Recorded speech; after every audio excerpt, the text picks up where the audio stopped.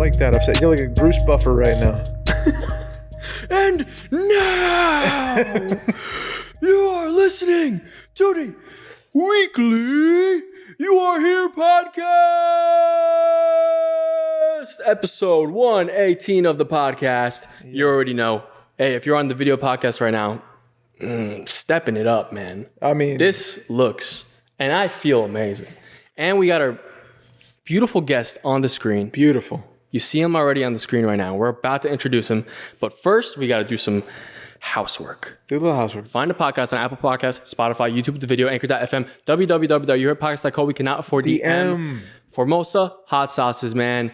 If you are looking, do you like flavor? Do you like hot sauce? Do you? Hey. Are you in it? All I'm saying is this is the best hot sauce. No bullshit. I will not say this about anything that I don't believe in. Formosa hot sauces, this is like an aioli. Dude, it's none of that Tabasco, like your little like. No. Get that out of here, dude. This is like a full-bodied sauce. Yeah, man. And I put it on everything, and I need another bottle. That roasted red pepper is my fave. You can get it online right now. Yes. Where do we go? Where do we send the people? You go formosasauces.com. That's it. Go grab a bottle.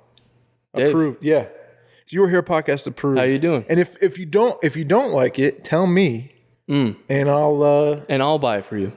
Yeah. No, I won't. Mikey won't do it, but I'll we'll talk about it. We'll talk about it. Yeah. So today on this, my feet are up all this whole podcast. I'm claiming that right now. You look comfy. We got a new setup here. We got an old guest though.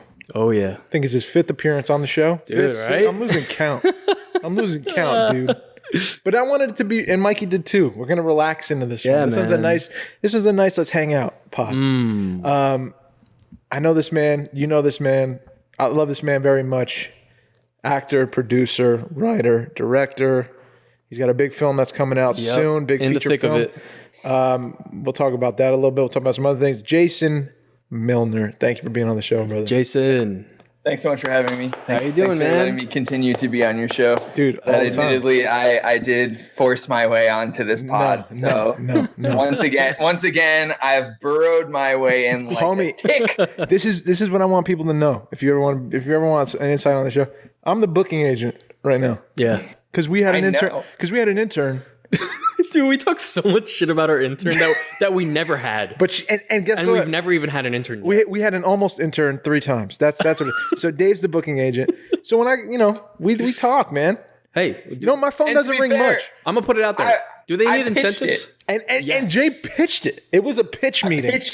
It was a pitch. I'm not gonna lie about it. I came fully prepared. Dude, but I love with the voice notes, and I was like, Dave, this is all right. Imagine this in a world where we do a podcast. Yes. And we're gonna. And I'm very, very excited. So I've been trying to think about like also what is it called? I'm like, is it the title for it? Is it the movie character battle royale? The MCBR. The MCBR. The fictional fighting championship. The FFC? FFC. Ooh. Come on. I like that. I'm going to make a little graphic. A little FFC, fictional dude. fighting championship? I think I can roll with that. FFC. This is FFC 1. Is it a letdown for you, or are you into it? You seem like a little like it's a little bit of a letdown. I'm just mad I didn't think of it. and just like immediately you were like, oh, here's a better version. I was like, fuck, I really thought about my MRBC one, but like it is better, so I can't be mad. I like the idea of battle royale though. You know what I mean? Yeah, maybe battle royale. We're not going backwards. We know FFC is better. Okay, come on, guys. Let's be bigger just people rolls off than the that. tongue. I can let it go. You can kill your. I'm happy for you got to kill your darlings, dude. Sometimes. Yeah, I'm just ready to fucking fight. Let's go. I'm ready to throw down. I'm like. You gotta explain what we're doing though, because before we get into it, this is later. I'm just pumped on it. Yeah. Jay came up with this whole thing, and I forgot the question I had to ask. So did you really forget? No, now I got it. You got it. Okay, go. Did you just that pat? No, it's okay. That was like abusive boyfriend energy right there. It was like, it's okay, baby. It's okay. I'm not even mad. Like, oh God. Okay. It's okay. Should we go? Ask your question. Ask your question to I our wanted guest. to ask to you guys. Yeah. And if you're listening right now in the comments, leave your answer. What's the last film you watched before quarantine happened? Oh, in a movie theater. 1911. was it 17? 1917? 1917. I think me too, actually. Was it? That was the big blockbuster before everything shut down. I saw that in Angelica Theater. I saw it at the I don't know what it's called, but it's at Willowbrook, and it's like the Cinemark. Cinemark? Holy shit! Yeah. Did you go there before? Yeah. I actually went this past week. Did you? Yeah. How was it? Do you like it? It's nice. They got all the food. You get greeted by like a butler of some kind. Yeah. At the door. He's in a full suit. Yeah. What? At the door? Yeah, at the door, man. He's like, yeah. "Hey, how's it going? Welcome to the Cinemark. Concessions are right here." I don't like the ones where they come and bother me at my seat, though. No. They don't. Yeah, I don't like that either. I don't like that. Like strike anything. I'm like, Would you like some more mozzarella sticks? Would you like that chicken finger basket? I'm like, I know you're doing your job, but if you don't move out of the way, I'm like, You want this $20 pretzel? And it's like the beginning of Act 3, and they're like, it's just beginning. Everything good over here? Yeah, except for someone fucking talking. That's you. That is. I know. I just yelled, but you were talking first. So. That's annoying. I don't like that spot. I wonder though when we go back to movie theaters. Apparently, Mikey's already gone. I've been back. I haven't gone yet. I'm itching to go. But You mean in mass people? Yeah. Going back. When my dad got fully vaxxed, I took him. Oh, I took him to the nice. theater, and we saw Godzilla versus Kong Ooh. on the IMAX, guys and my enjoy dad it? fell asleep. Oh no. man. It was epic. I mean, he's old, so it's like it's cool. But like, it honestly was even more endearing to me because he fell asleep. Like that's going to the movies with my dad. Like that's like what it is. Like if he doesn't go to sleep, like I'm gonna feel like I didn't get it. Yeah, dude. You know what I mean? He made me buy. I bought us popcorn. I took him on a date, right? And I took him on a date, and I bought popcorn and a soda, and I bought a large popcorn, and I got us both sodas. And he looks at me and he goes, "Is that for just you?" And I go, "No, I thought we'd share." And he goes, "I need my own popcorn. I'm not gonna share with you." I was like, it's huge. I mean, it is like a half gallon, and I was like, "Dude, this is a lot of popcorn." Jay. He was like, "Listen, I'll pay for it. I'll get my own. I'm not gonna share with you." Jay, that just reminded me of when you came out of what theater is it, dude? You came out of one theater. We watched. I got them to give me the end of the night trash bag full of popcorn. It's a fucking clear trash bag. I can't send you this picture. There's a picture of me walking out of like a AMC in Midtown with. I mean, I'm not kidding you. It's a trash bag, clear trash bag, full to the brim of popcorn. Oh man! And you're just munching. Irina, we got into a big fight because she wouldn't let me take it to her apartment and leave it there. And she's like, "No, I'm not gonna let you just bring this giant trash bag full of popcorn to your house." Bag full of popcorn. Mean old Jason was like, "Oh, What an asshole. Get off your high horse, Irina. It's good popcorn." yeah, just got popcorn here. What do you mean you don't have a trash bag full of popcorn in your house?" Just want to waste all the food, huh? And I went on this whole thing. She was like, "You're gonna make me carry it all the way to Astoria." I mean, you look ridiculous. You made her look ridiculous. She looks like Santa Claus, like a movie theater Santa Claus. I did, and I ended up taking it to Astoria, and it sat in my apartment with my roommates that I didn't talk to or know, walking by it every day, being like, "What a nightmare!" Giant bag of popcorn. Yeah, not my proudest moment, but not the popcorn. It's a good story, though. I appreciated it because I love popcorn, dude. And the balls to ask for that, the whole bag, and just to huff it back to Astoria. I think that's. It was in fact a bold choice, and I did end up enjoying it for days. You went with me to the Shia movie, the tennis one, and you had popcorn from that bag in little bags. Oh, and I brought it for you. You brought it for me. Yeah. See? So I got a piece of that really? garbage popcorn. It's not garbage. It's just in the garbage No, just in a garbage bag. Just the, I said it wrong. It was. You said garbage popcorn. It's not. It wasn't. It wasn't garbage. Popcorn. It wasn't garbage. It was in a garbage bag. I got into the same argument. Jason gets mad again. He's mad right now. He's mad. No, dude, it wasn't garbage. For what I brought for you. I took that all the way to a story and back for you. It was cool that I got that though. That was a good time. Let me ask this question. I went, for those who are listening, Jason's been on the show. I said again, like, this is his fifth episode. If we go back to the first episode that you were ever on the show, we were in Mike's basement. Yeah. Different setup. We've been in like 5 different setups now. Yeah. There's been a lot. But back then, I rewatched it. I went back when you pitched me. You know what I mean? Actually, dude, this is weird. This is one of those serendipitous. Yeah, serendipitous. The universe was doing something. God was moving. You know what I mean? I went back and watched it before you hit me up. I think it was the night before. I was falling asleep and I was like, let me throw on the old, it just came up on my suggested or something. And I was like, yeah, hell yeah. And I let it play. And I got this question came up and it blew my mind because what your answer was, I would almost 100% agree with now, but I disagreed with back then. So the question was, you asked me, who would you say is the best actor of all time? And I said, wow. I don't know.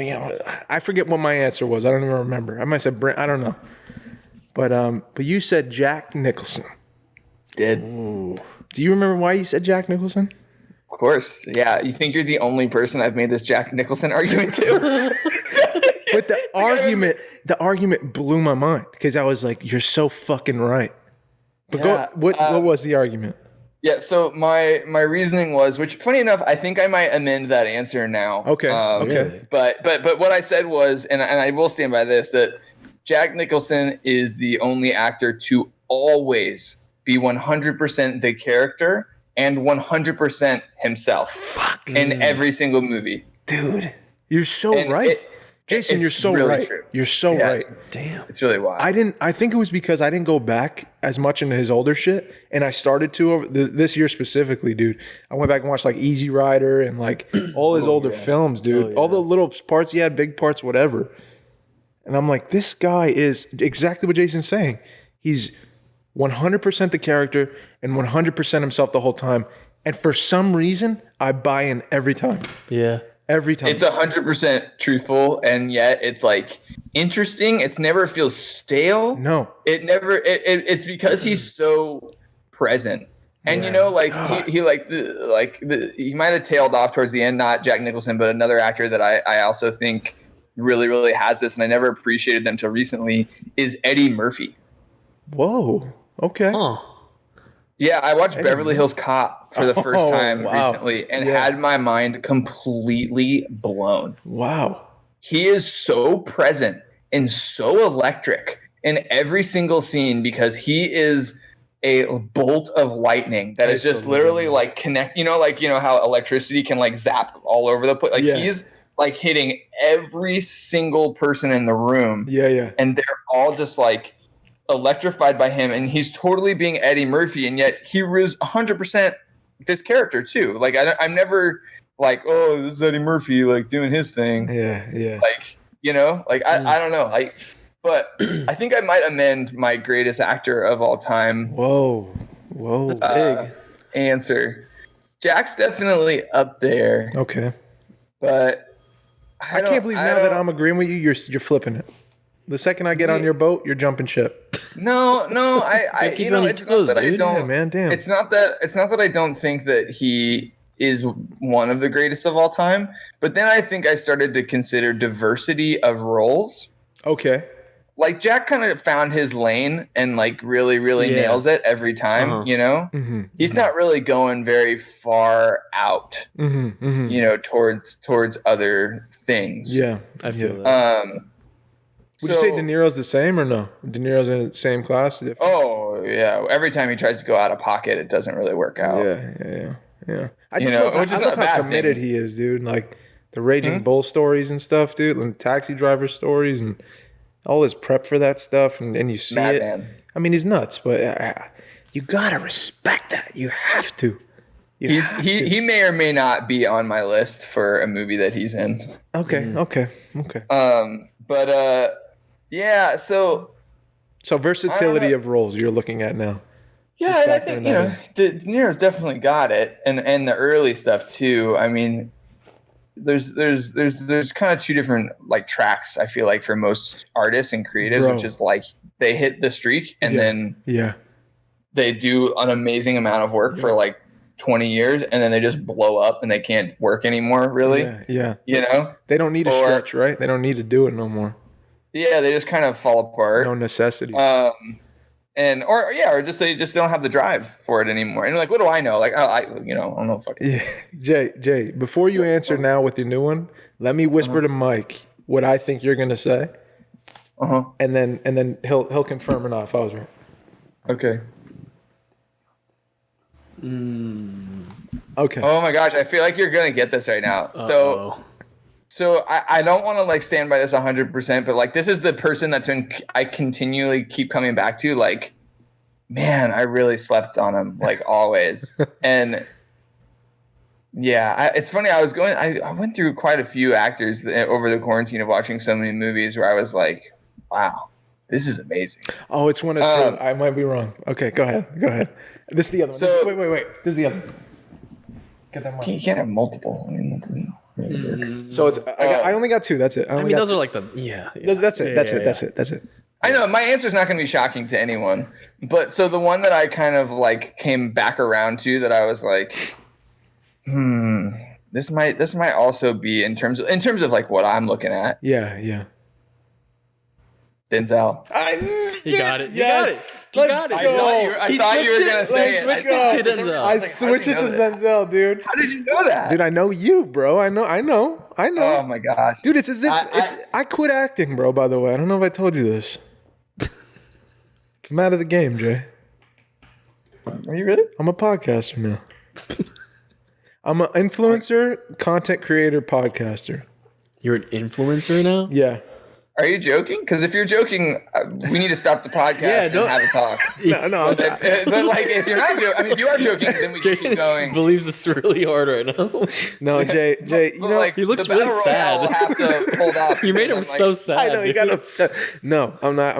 I was only kidding. He heard you say influencer. I kind of quit acting after making a movie, so I'm like, it's not like it's out of the cards for people. Okay. I've been doing you this, really? So like, I quit acting. You didn't quit acting. You didn't quit like that. You just. I definitely put in the passenger seat. How about that? Okay, that's I put it in the back seat. It's no longer driving the car. Yeah, how about that? Yeah, that's fair. But to finish up the Denzel thought, how did you know that? How did you know that was? When you said circled back, I knew because I'm doing this now. I'm doing this with Daniel Day in a major way and Denzel, and that's why I said, what did I say to you? I said Daniel Day listened to my first one, and then I said because Daniel Day, everyone says, oh, Daniel, and I would be like, yeah, I know he's great. I know. I watched all shit. He's great, but I would like just put him in his own category. He's great, and I left him there. With Denzel, I never really went back and watched all the shit. I'm missing that, man. I got to go back to him. He doesn't miss. Yeah. The guy doesn't. He's unassailable. Every single thing. Even in bad films, he doesn't miss. Yeah. The guy doesn't miss.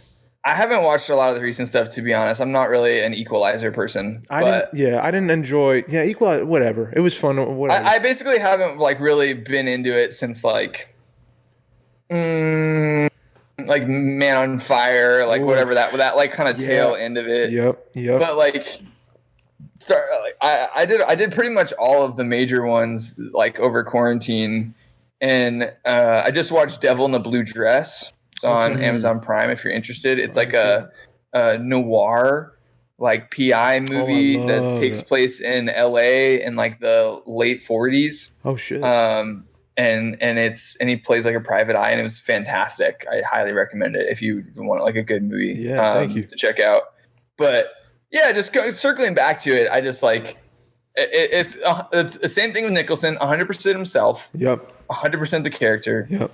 But then also has all the charisma that Nicholson has all of that, but then just like there's just diversity of roles. Like the same guy that played Malcolm X, you know what I mean, is playing what's his name in Training Day, like and is also the lawyer in Philadelphia, and is also like like he obviously like always plays like pretty strong dudes. You know, that's part of it. But he's an alpha. Man. He's a lead male. You know. Yeah, he's a leading man. Yeah. Like, and there's no negotiations about that. But like, you couldn't put him anywhere else. Yeah, I feel like those greatest of all time conversations get into people who are really, really idiosyncratic to the point that we've seen them do their thing so much it loses its kind of newness, you know? Yeah. Like I recently listened to the Rewatchables podcast about Mrs. Doubtfire. Oh, okay. Yeah. And they were talking about that, about how Robin, you know, we kind of just got so much Robin, like in the early 90s, like mid 90s, that we kind of were like, it's just Robin doing his thing, like whatever, it's not that special. Yeah. And then suddenly when it's gone, you're like, oh wait, that's some of the best ever. That's what I was thinking when you brought up like best. Dude, I didn't even think of Robin Williams. Yeah, man. He's definitely up there. He's like in that honestly, he's probably ranks higher than Eddie Murphy for me in terms of like actor. Me too. Like, definitely ability. Like he's in his own special echelon. Bro, Good Will Hunt. You can't touch him in that. Yeah, that's probably. Oh yeah, you can't touch him. Oh yeah, I mean even Mrs. Doubtfire, like even the comedies, he still like is bringing like depth and humanity and like. Dude, that was like my divorce movie for sure. Wow. Like, oh yeah, big time. Like he's got that like diversity too, you know. He does everything, but he's also like an Insomnia, dude. He did a Christopher Nolan movie before it was cool. Yeah. Oh my God, you're right. What about 48 Hour? What was the 48 hour photo, 24 hour photo? What was it? 24-hour photo. 24-hour photo? Or 12-hour photo. Whatever it was, yeah. When he plays the guy, dude. My so creepy. God, he creeped me the fuck out. Yeah. He was awesome. I've only actually that was watched that movie the one time. How about Jim Carrey, bro? How about Jim Carrey? Making me think of comedians that are also like great actors. Jim's also in his own category too. Him and Robin, I guess, occupy the same space where it's like the same area. Where I don't know if there's any other comedians that Steve Carell, does that count? Yeah. I mean, you got to throw him in there. Yeah. Right? What's the Mount Rushmore of comedy actors?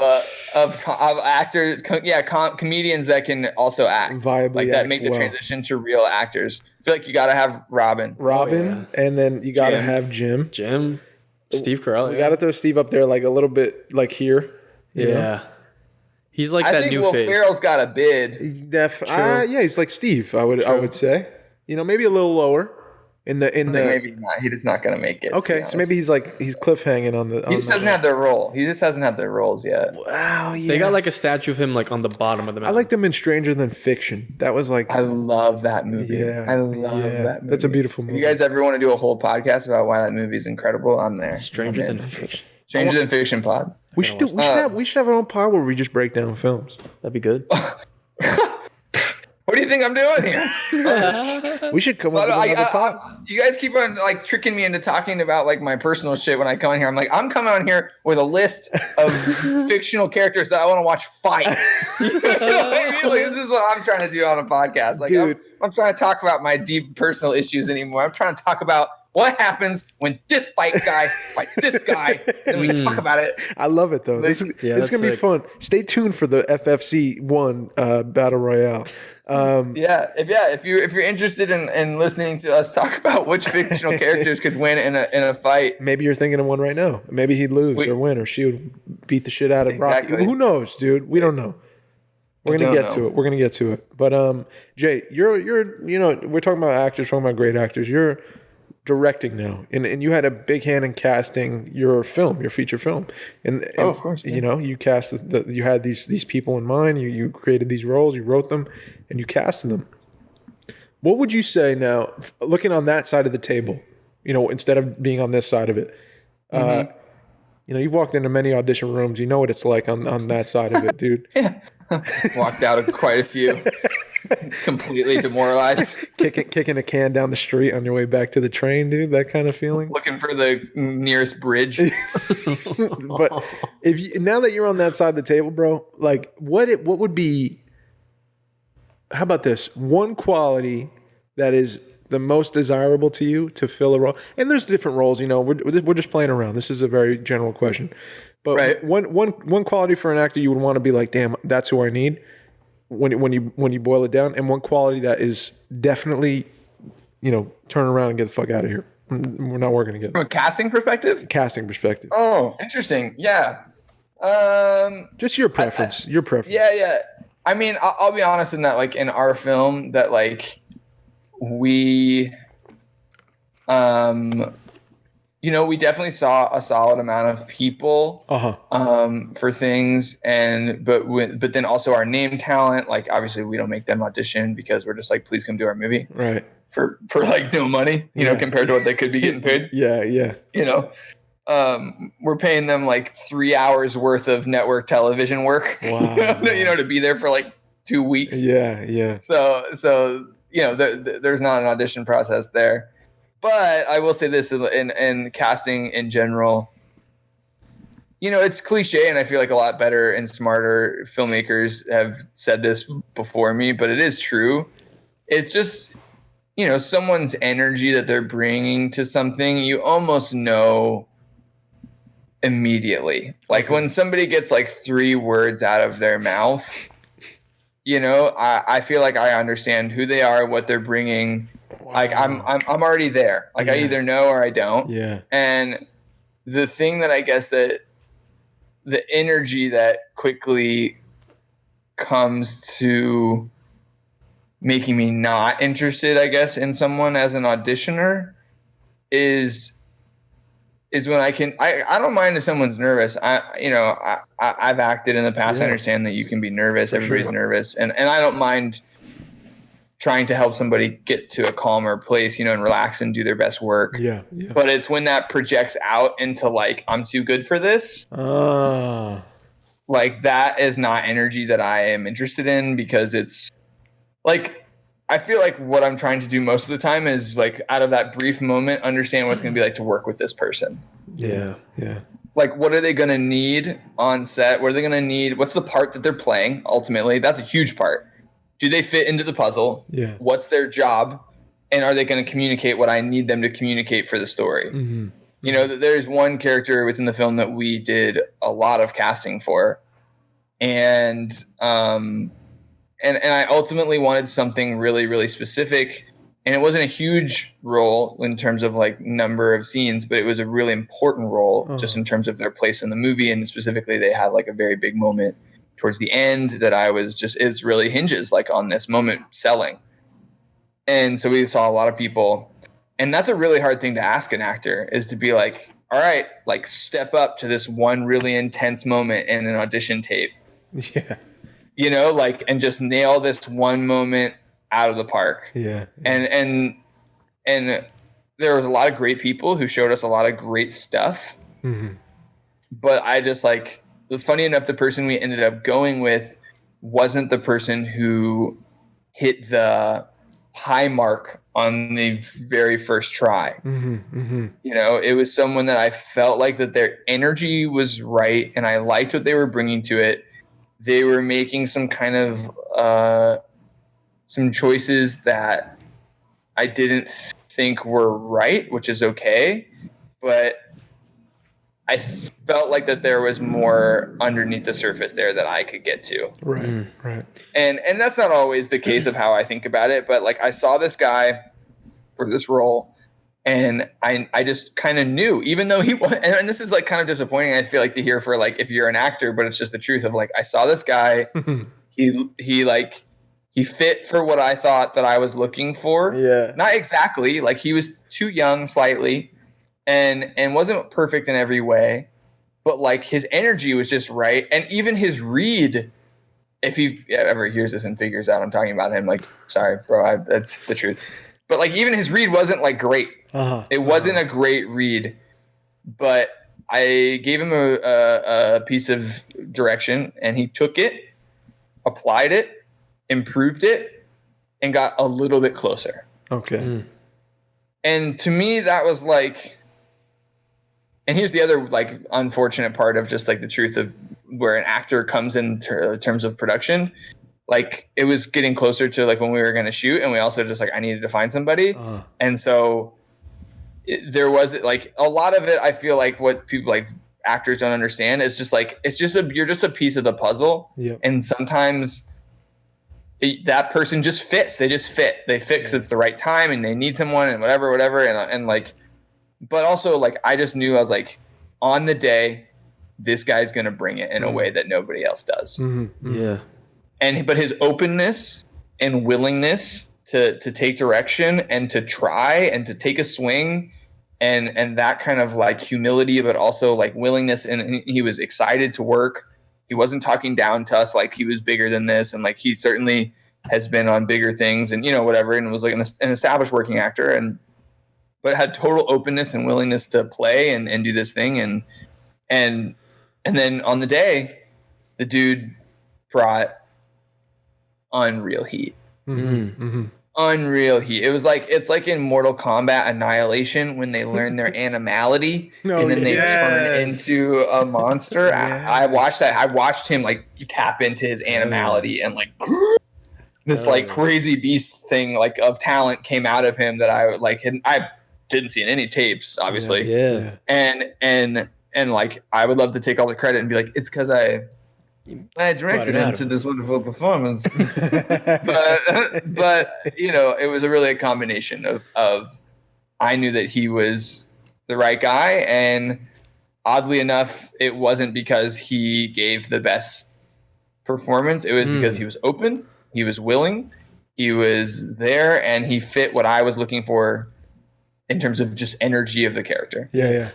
I wanted to ask both of you, but maybe because I don't know if Dave, you played more into the part of like the casting stuff for your other films. No, as much, right? I'm bad at it. But maybe I like know as an actor, you can. As an actor, you can chime in on this too. Yeah. Because I remember when I did my casting for my my thesis film, like. I remember like I got my place. I got like the Ripley Greer Studios in New York. It's my first thing, dude. My first like I'm like, yo, I'm gonna do it. I'm gonna do it real. You know what I mean? And going back to get everyone on there, and I had like a whole list of people coming. But the thing is, when I got in that room, I was like, I never learned how to like cast people. You know what I mean? Yeah, of course. And I'm like, what do I like? How like? Because I think you have more experience with this, Jason. Like maybe some people would want to know like. And even for like as actors, like what do you I guess like let's say for you, Dave, when you step into like a casting room, because a lot of the time like I feel like when I hear stories about it, it's literally just like, you know, people sitting in a line and like you walk in and they're like, all right, do the part. You know, and there's like no like interaction kind of thing. Yeah, it's different. It's stuff different. Like that. But like, I don't know, for you, Jason, do you like, what kind of like thought do you put in before doing casting? Or, you know, like, what are you thinking like before, you know, you get the first person to come in? Like, are you trying to set like a tone for like the room? Are you trying to be more serious? Or like, I don't know, what do you find like brings out the best of like the person coming in? Like, what do you do to get the best out of the person coming in? Yeah, kind of. Like I mean, honestly, I just try and exude like the most calm energy I possibly can. Yeah. Because I'm also like coming at it from the actor side, and I've just been in so many hostile feeling rooms. Yes. You know, and just so uninviting. So I don't get that. Uncool. Like I don't get like, I don't know, because they've seen a million people and they don't care about you, and they do this all day every day. And auditioning is just like I mean, you know, there's you can go on YouTube and ad nauseum hear actors talk about how not great the auditioning process is. So like there's nothing new I'm going to say about that, but I just try and give the space as much, you know, good vibes and calm. And, you know, if anything, I feel like what I have learned is you got to be careful not to give people too much also, though. Yeah. Because if they come in the room and you start like blabbering on or whatever, they're so nervous. And I'm speaking from my own experience too. Like as an actor, but like they're so nervous, you know, I'm so nervous as an actor that if like the director or whoever, because like I never auditioned for a director ever. So like, you know, that's not an experience I know about. I'm always auditioning for an assistant who like doesn't even know what pages I'm reading. Doesn't even know who I am. So like, I don't know what that part's like, but like if I audition for someone and I come in the room and they start like being like, oh, so-and-so is kind of like this, and we're looking for that, and blah, blah, blah, blah, blah, blah, blah. Like 5 times out of 10, I'm like, all right, cool. Yeah. no, that's not true. 2 times out of 10, I'm going to take that information and be like, all right, that's great. 8 times out of 10, I'm going to be like, okay, here's what you got to do. You got to move this around and do this like that and like change all your choices and like be exactly what they want. And like, oh my gosh. And like, I can see that happening in an actor's brain when I start to like tell them what I'm looking for as soon as they enter the room. Yeah. Like, it's really like, in a weird way, it's kind of like dealing with like a wild animal of that. Like, you don't want to give it too much like energy, like in its space. Like, you want to give them space, but have good energy, like a dog, you know, like not that like actors are dogs, but you know what I mean? Yeah. Like, you just want to give that good energy where you're just like, hey, like whatever you're bringing in here, I'm open to it. And then you can give them that little piece of, you know, that little bit of whatever. I mean, that I just try and make it as comfortable as possible because I know that they're not really enjoying it. That's probably my favorite type of room to walk into, man. And it's rare. It's really rare. Very rare. Yeah. It's very rare. But the ones that I've felt like, you know how some people say like, you know, I didn't think I was gonna get it and I got it. Like, it's always the ones I didn't think I was gonna get, I got. Complete opposite for me. I know in like the first few moments, I know if the person. This is the strange thing. This is the strange thing because the whole process is, I'm a stranger to whoever's casting. They know, they've seen my picture, and they have this whole idea about who I am already with my credits and where I went to school and what are my special, you know, traits or techniques or whatever. You can do a Cockney accent. Yeah, I have a driver's license and it's valid. I can swim. You know, I can go underwater for lacrosse. a minute and a half. Yeah, all the stupid shit on your resume, but like. You know, they have this idea about you already, and I can tell walking into a room, like on the ones that I've got that I didn't know these people, that I'm just walking into an audition cold. I know if we're getting along or not. Like, I know within the first few moments if like they're thrown off by me and I'm not the Broadway guy they hoped I would be. This, you know, tall Italian kid. You know, they thought I'd be really prim and proper and know how to, you know, enunciate better, and I'm not that guy, and they know that right away, and they're like, this isn't going to work, and let's get through this thing quick, and then we're going to send you out, you know, and good luck. But I also know when like the ones that I've gotten have been very amicable, very fast. There's a shared energy. I feel very good about it right from the jump. I'm very relaxed because I feel comfortable, and you know, I tend to be a good auditioner in those rooms, man. I feel very fucking strong. I feel like my technique's at its best when I'm able to, you know who I'm looking at in the eye instead of be fucking, you know, afraid that they're not going to look at me back or they're afraid of me or they don't like me, you know? Right. They're waiting for me to fall off a cliff. Yeah, man. And I guess that's what I was saying earlier about energy that, or like something, an attribute about an actor that puts me off as a director is when they like come in the room and I can tell it's just because they're nervous and I get it, but they're like, trying to bring that cockiness that you do need as an actor. You know, you need that confidence of like, I don't give a fuck about this, like whatever. Yeah. But the funny thing is that's not the energy. Yeah. It's not the DGAF energy.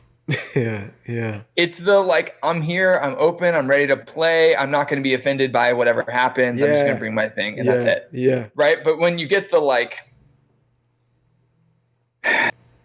all right, yeah, what do you want me to do? Like this kind of energy, you're like, okay, like I'm not interested in this. This is already hard. We can't be friends and we definitely can't work. This isn't gonna work. Yeah. I mean, Dave, I don't know about you though, but I've also like acting wise and actually from the directing point of view too, which is really rough, is when like somebody comes in and I'm like stoked on them. I'm like, oh shit, this person's got the right energy, the right look. Like, okay, let's go. Like, yeah. And I'm playing it cool, and I'm like, all right, let's see them do it. Like, be the one. Come on. And where I've been the actor too, where I come in the room and they're like, oh hey. Like, I'm like, oh fuck yeah, let's go. I'm gonna get this. Like, and they're like, all right, and we do a take, or they do a take, and like it's just funny because I've been on both sides, but like I just know that look in their eye after I do a take, and they're just like, oh shit, no, this isn't it. And then you just watch all the enthusiasm go boom right out of the room, and they're like, oh shit, all right, well, whatever, and they've like already moved on, and you're like, Oh man. What happened? We were friends 5 seconds ago. Bro, I felt that was my last audition before quarantine before the pandemic. I went to it was at Shetler, and it was for a play. It would have been my first off-Broadway play would have been. And I had to learn Spanish for it. And I was like, I felt so fucking good, Jay. I was rehearsing all the time. I felt so prepared. On the day, it's like you woke up and it was like, it's that kind of day where you're in tune with yourself. You feel great. You feel grateful. You're just like singing on your way to the audition. No stress. Walk in, table of 4 people. They're all like, 50 and above. And they're definitely like weathered Broadway people. And they know what the fuck they want. And I just didn't feel like, I felt beforehand, I was like, I'm never going to get this. There's no shot. When I walked in, I was like, they don't want me. They don't want me. I could tell already they don't want me. I'm not good for the role. I got in my head for like a second. I was like, fuck it. I know what my doing is. I know how to speak motherfucking Spanish, at least in this scene. And I know what I'm doing. And who am I talking to? Who am I working with? And it felt great. I felt good leaving, but I knew they didn't want me. And I left, dude. I went to California, and it was already like, it left my mind. Like, I didn't get it. And I got a fucking call back in California. They're like, can you be here tomorrow? I was like, dude, I'm in California. Can you push it till? They're like, nope, can't do. But then they're like, we went on quarantine. That special, bro. Like, whoa. We want to see you again, but like, not gonna pass anything special, for you. Dude. Yeah, I don't know what to do. And you know what? That's how it goes too. That's how it goes, man. Is like a lot of that happens too, and I understand that feeling of that. You're looking for the right actor, and they're like, oh, I'm out of town for the callbacks, and like unless they are just the one and that just means they're not the one. You move on. You're like, gotta move on. Yeah, it's a production. Well, and it's like we're not dealing with like star power and packaging and that kind of stuff. So like that's where you like obviously reschedule. Bro, like, I don't bring star power. Is what you're trying to tell me? Dave, you bring star power. How you gonna get out of this one, dude? How are you gonna get out of this one? I'm gonna tell you right now. Okay. Because you bring star power wherever money. you go, but no money. But in terms of its like bankability right now, it ain't bankable. If you're what's that sign for, dog? Nothing. You see that sign? You're like a stock that quite hasn't blown up yet. But Jay, what am I worth, dude, to these young directors? What would my rate be? Well, what's the day rate? What's my day rate, dude? $209 a day or something like that, right? Like that's unless it's network, and then you're getting like $960 or something. Bro, I remember I did for my thesis film, dude. This kid I got, he was dope. Yeah. And then was he? Dave, you're worth $1 million. Thanks, Jay. He was okay. All right, I was desperate. I was honestly desperate. Mike just checked this guy, and he was good. 100 yards away. Good. Because literally, on my backstage thing, I'm like, student film. You know what you're getting yourself into. You're not getting paid. I'm gonna cover you in transportation and food. You know that, and I'm a good guy. And you're a good guy. And I'm a good guy. And you're gonna treat him right. And homie pulls out a week before. Hey Jay, you heard that? What? He pulled out a week before. Because you know why? He said because he's like, oh yeah, my day rate's 100. I said to Mike, that kind of motherfucker. I said what? I said that kind of motherfucker is never gonna work. Period. In the story. You're garbage. Ever, dude. I'm gonna find his name and I'm gonna fucking shout him out. You just trying to like get like. He tried to like muscle him. $100, bro. He tried to strong arm him because he was waiting until a week left for Mikey would be screwed, and he was like, "It's $100, $100 a day, dog, or I ain't doing it." Yeah, I would pay you $100 to not be in my movie. At that point. Fuck yourself, dude. That's so lame. Funny enough, my senior thesis when I was in the old film school, my actor pulled out 2 weeks before we were supposed to start, and I ended up replacing him. I knew it. I knew you did that. Guess who replaced mine? You, Dave? Yeah, man. Dude, second string. It's the place to be. Second string, dude. I'm ready. I'm the backup running back. I'm ready. You're the Kurt Warner. I begged you, dude. I begged you. A little older, but like weathered, but can sling it. You know what I'm saying? Hey, the Hall of Fame. still went to 3 Super Bowls. Come on, bro. 4 or something. Yeah, man. I like her. Dude, this is like the fucking deepest corner of my sports knowledge. Like we just accessed the only sports reference I could possibly make besides Michael Jordan and Kobe Bryant. Like that's just, Jason's got MJ, Kobe Bryant, and The Greatest Show on Turf, and that's as far as his. This is it. Like I just encapsulated all my sports. Like I should have kept it going because I'm like. In my mind, I'm like, damn, people are going to think I know about sports. Yeah, dude. No, that's so cool. That's such a deep cut that I just pulled out. Good. That was really good. Be real. I don't know anything else. You're well versed in sports. No one would know that unless you said that. That's great. That's a great reference. Definitely don't know that. Yeah, that's. But you know what? That just to like sum up that shit, and then I'm keeping us moving, baby. Yeah, keep us moving, Jay. You got because we're 45 minutes in, and we haven't that's what I'm saying. Like, so we'll get to the FFC, get to the show. We'll get to the FFC. I'm not gonna do this 3-hour affair. I'm getting us out. Like, you know what's the problem, dude? I like hanging out too much. That's why I blow it up, dude. And we got a comfy couch now. And we got a comfy couch, so it's even worse. And now you're 3 times the size. You're 15 times the size you would usually. It's like you're almost here. Yeah. So keeping it moving, baby. Keep it moving, Jay. All I was going to say about that is the guy I'm worth $210 a day for $100 is like that energy though, that like greedy energy, that like yep. That's that's definitely something that you see energy. And I'll just say this in terms of like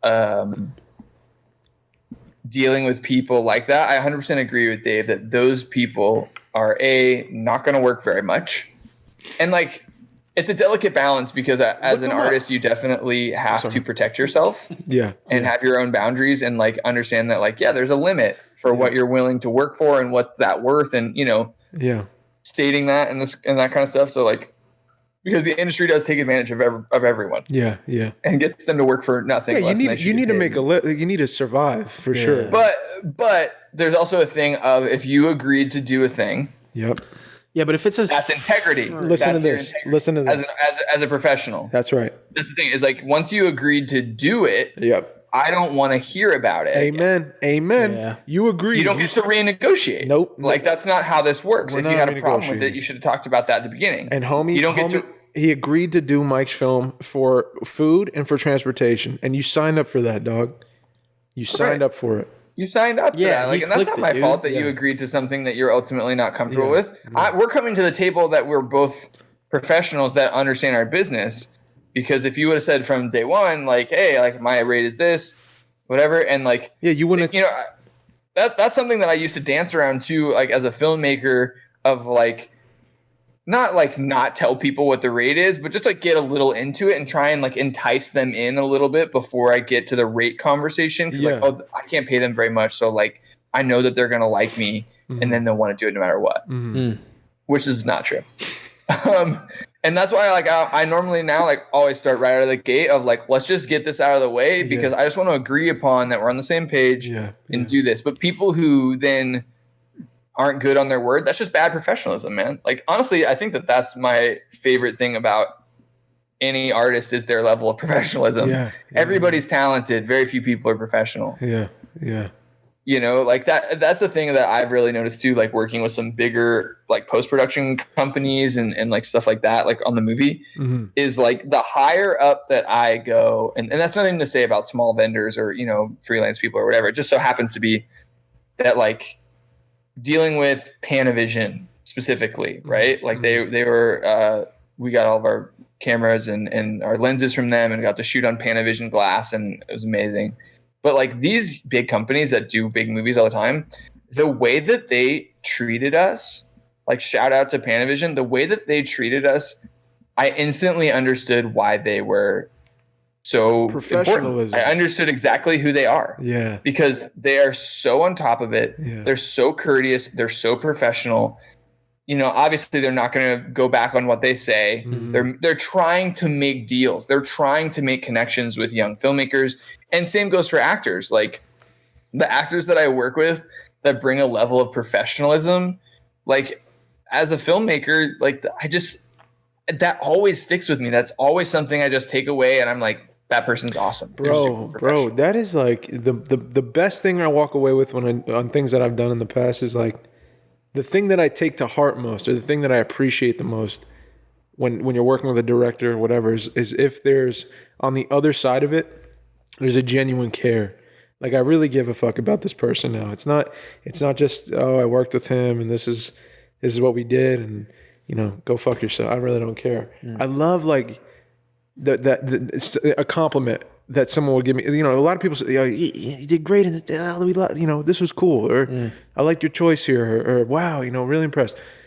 But, like, the thing that sticks out to me most is, like, would I hit that person up and say, "Hey, man, just thinking about you. Like, hope you're good," you know, or do I come to that person's mind not to work, you know, maybe hopefully to work, but, like, you know, just to, as a human being living in this world with you after going through that thing, did we establish some kind of genuine, like, understanding of each other?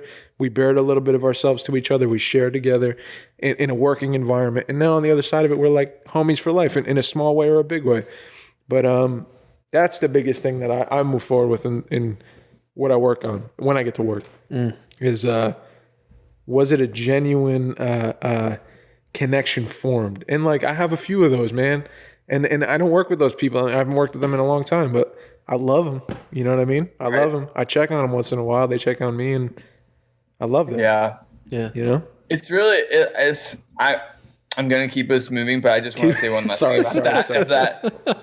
It is crazy how just the truth of, like, human relationships, so much of it is forged in like going through a thing. Yeah. It's going through something hard. Yes. Yeah. It's just the truth.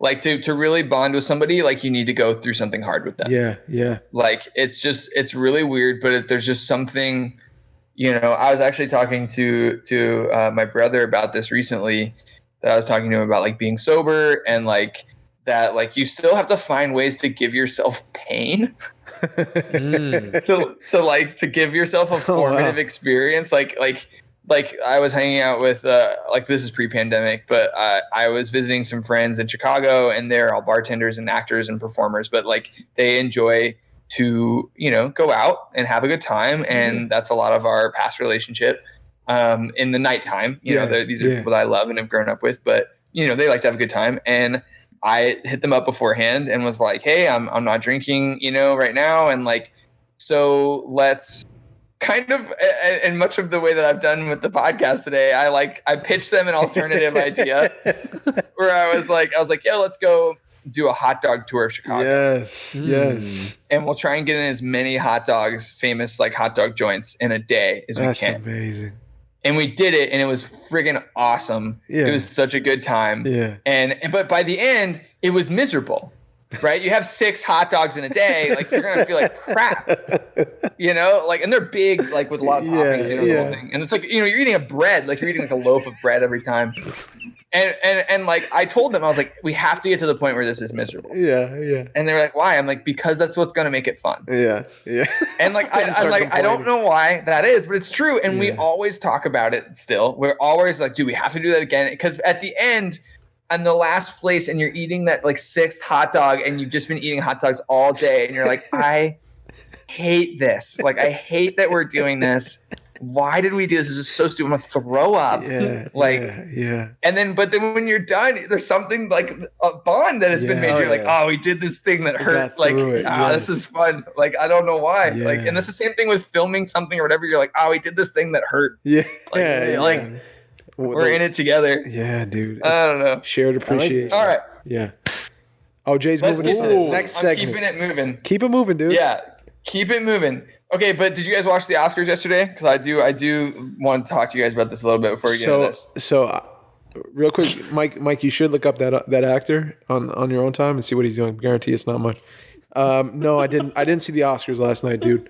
I did not see the Oscars lowest last night. ratings ever. Yo, I'm not surprised that neither one of you watched it. Yeah, did you watch? Yeah, you didn't watch. I wasn't able to. I'm sorry. Yeah. Don't say sorry. You didn't watch. But I did look up the winners. So we could talk about it if you want. What do you think, Jay? How you feel? You watched it? Yeah. I mean, since you guys didn't watch it either, I don't want to just be here to, like, to be the wet blanket of, like, it wasn't as good as I wanted it to be. But what's your qualms with it, dude? Why? Okay, so I'm just gonna lay out a couple things that now that I have stolen your guys' platform to share my opinion, and you guys have no opinion on this subject, like, let me just go and talk about it. I saw highlights. We watch. I saw news updates, and I saw Twitter do you watch? The only thing that I'll tell you about it is that they didn't do any clips, like almost no clips of the movies. Why? They just put the camera on the person, and then the like person reading the nominees would be like, Dave Valino. His first acting job was in New York City. They would do what? He loves his formative experience of going to the movies with his mom. And like the person's just like, it's on camera. No like, yeah, way. and it was really awkward, and like people didn't know what to do. And their +1 is like like right next to them, like not like, you know, they're not being talked about, like it doesn't matter, and like nobody knows what to do. And it's super awkward the whole time. And there's no orchestra, so it's just like, what? Oh, no, just still air, no music, just dead air. Oh, and, man, and like Laura Dern being like, thank you so much, Riz Ahmed, for giving a wonderful performance into a world that we have not heard. I'm like, yeah, I got it. Thanks, Laura. And so it was very somber. It was very sober. Yeah. And it wasn't somber. It was very sober, and it was not a show. It was not an elegant. It was an award ceremony. It was an award ceremony. Got it. It was not a show. Got it. So it was good that we didn't watch it. Oh, it was really rough, honestly. I did not have a good time. Nice. I was kind of actually really upset. I saw that Joaquin segment at the end where he was presenting Best Actor, and then closed out the show in like 10 seconds, and it was just over. And you know what? That's an unfortunate situation because there was nothing to say. Anthony, did you guys see The Father? Have you seen it? I didn't see it yet. I'm dying to see it though. I really want to see it. I watched it, and he's unbelievable. He's the shit, man. He's unbelievable, dude. Any other year he would be a shoe-in winner, and we wouldn't even be top talking 20 about in my book, dude. Anthony Hopkins is top 20 in my book, I think. Oh, he's up there for sure. But if it wasn't for, you know, Chadwick, that whole thing, and like, yeah, it's a shame. I do wish he would have won. I wish Chadwick would have won. I wish that's how it would have ended. I wish we could have done that. I wish he had an Oscar. Yeah. I wish that would have happened. Yeah. And I actually I rewatched Ma Rainey's Black Bottom before I watched the Oscars. And unreal. Yeah. The guy is like, it's just, for some reason I watched Black Panther recently too, and I don't know what it is, but it's honestly Heath Ledger thing, man. It's like I'm gonna be like haunted by like every role we're not getting from this guy because of how good he is. Isn't that a fucking shame when you think about that, dude? It makes me really weirded out because I'm like, if I do really good, am I gonna die, dude? Jeez. And then what don't like, we get? I don't know. Let's back away from this whole subject and say like, it's very, very sad. I wish that he could have won, but Anthony also is deserving, and so like, obviously Chadwick will be remembered very fondly. Yeah, and no one's gonna forget Chadwick, man. Yeah, but yeah, the show was really weird and awkward. And because you guys didn't watch it, I'm not going to go into this whole other spiel I had about how I would do an Oscars show. Why not? Why not? That's actually fun. That's a great idea. I like that. Oh, okay. All right. Well, then I'm going to do it quickly because I really want to get to this fight card and I want to spend the time on I made up this whole game and I want to play it with you guys. Yeah, okay. Like a little kid, I'm like, I made up a game and I want to play it with my friends.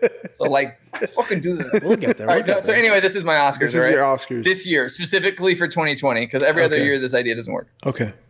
So we open up the Oscars. And it's orchestra. And we're at a theater, and everyone, and I like what they did at Union Station. It was at the train station in LA, and everyone's socially distanced, right? But I think like you just go through the screening process before. You have everyone be vaccinated or tested, and everything's legit. I love it. Right? I love it already. And you do a disclaimer on the screen right when you start, and it says, every single person here has been blah, blah, blah, blah, blah. Like, this is all safe. Already we're off to a better start. Already. Like, just say first thing, like, this is cool. Like, just be cool about it. Yeah. And then we come in, right, and it's not just the nominees plus one guest. We get as many of those freaking actors and celebrities. Because I missed them. I didn't realize that I would miss them. Yeah. But I did. I was like, I want to see them all. But like, maybe not. I could even sacrifice that. So we come in, right, on them. And then out comes a young comedian, right? And the show is going to be hosted by like 2 or 3 stand-up comedians who are young, up-and-comers, a diverse profile of people, right? That are stand-ups that maybe us as the American, movie audience don't know very well, that the Academy like chooses. So they're like a young, fresh face that's funny and entertaining, that they're very excited to be there hosting the Oscars. Okay, I like this. Like they're bringing, like, this is the biggest probably event of their lives. Yeah. Right? So they're coming at their energy's through the roof. Yeah, their energy is just like, I'm here to have the best time of my life. Yeah. Right? So they come out because Lil Ray Howard or whatever was there, and he did like a little segment, and he really brought that energy of like, I'm doing the Oscars. Like, this is great. Yeah. And like, that's really what the show was missing, in my opinion, was just like, it's the Oscars. It's supposed to be special, man. Like, it's not just a platform for us all to talk about like our social justice issues, which is important. Yeah. But like, also, like, it just wasn't about movies, and it really bothered me. I'm like, this is supposed to be about the movies. How do you not show the movies at the place where you're awarding the movies? It's like going to McDonald's and there's no hamburgers. There's it's no like, food. No food. It's like all fruit parfait. I'm like, why am I? It makes no sense. Like, but so anyway, so we come in, right? And this person comes out, and let's just say it's Dave, because I just like Dave.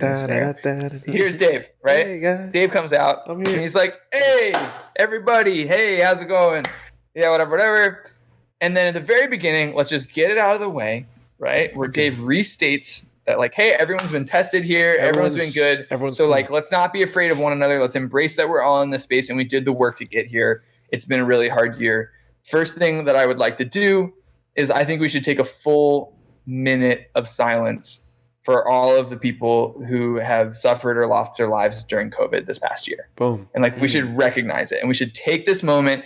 Millions of people across the world, let's just take a moment, whether it's in prayer or just you like in silence or gratitude or whatever you want to do.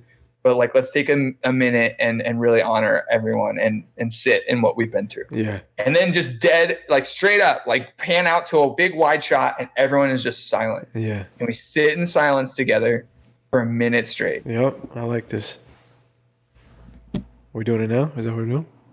Well, I just, you feel it. I got you. I felt it. I felt it. Right? Yeah, I felt it. Right? And so then when that's over, right? Yeah. The minute's over. And we say, like, we're just really grateful to be here. Let's celebrate the movies. Let's have a good time. It's like, yes, we want to be reverent, and yes, we want to like honor all these people, but let's celebrate like that we're still here and that we can do this together. Yes. And then this person, the music swells and they start to sing. And a musical number breaks out. Oh, some West Side Story or something like that. We're getting like, or they're just like, no, like a new, like some hokey ass, like original song. Oscar that's banger. Like, we got Dave and Mike here. Okay, gotcha. Like, and they do the whole thing. There's jokes in the songs, and like, and they song and dance it. And there's people in the audience that participate. You know what I mean? And Glenn Close gets up with a mic and she starts singing, and and everyone's involved, and like just throw throw Bo Burnham in there. Bo Burnham comes out. Right. Yeah, Bo Burnham comes out there. He did like that. Everyone's got a little segment, but also like, if you're there, you're going to be a participant. Okay, I love it. I love it. That's like, you are in the splash zone. I love it. All of the different actors and the people, they're going to have bits and do things and like really make it like a variety show. Yes. Where the cinematographer has to get up and like make a joke. And like I want everybody to get into the mix. Like, let's just do it. Like everyone's got a bit. I love like, so the whole show is like fun and joyous and musical. And we're looking at the movies and we're cracking jokes and we're having a good time. Yeah.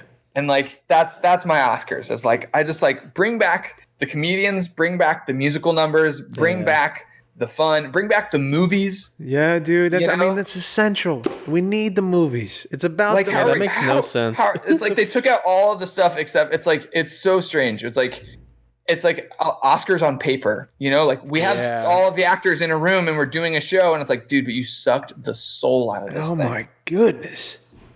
The soul is gone. Didn't even, I mean, I know it was a new format because it had to be, but I like this idea better. already. They swung so far in the other direction that I was like, ugh. Well, good try. But you know what? But I also don't want to be like shitting on their attempt because like they had a really, really tough thing to try and pull off. And and they made the Oscars happen and it wasn't on Zoom and whatever. That's true. That's true. Yeah. All right, Jay. Well, we're in for that. We'll sign up for that. We want Jay's Oscar next year if that's how it's going to be.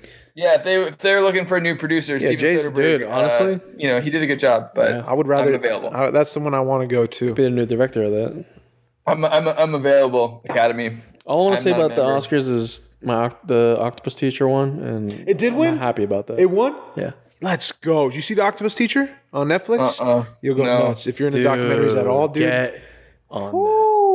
I wish you were here so we could watch the trailer together. Yeah. They did. All I know is that they didn't thank the octopus when they won, and that's controversy. See that? Now that's not nice. But he loved the fuck out of that. I was about to spoil the whole thing. He loves the fuck out of that. Yeah, don't do that. I will watch it. Probably. He does love that octopus. Okay. I like that. Jay.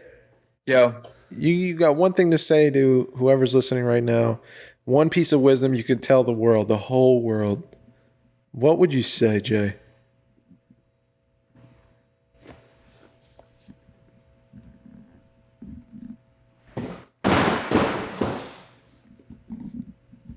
You never know what's going to happen. And that's been the You Are Here podcast, episode 118. Find a podcast on Spotify, Apple Podcasts, YouTube, the video, anchor.fm. www.yourbasketcoworking for them. My name is Mike, and I'm signing out. My name is Dave, and I love y'all. Be kind to one another, please. Bye. Thanks so much, guys. Enjoy yourselves. Tell each other you love each other. Bye-bye. Bye.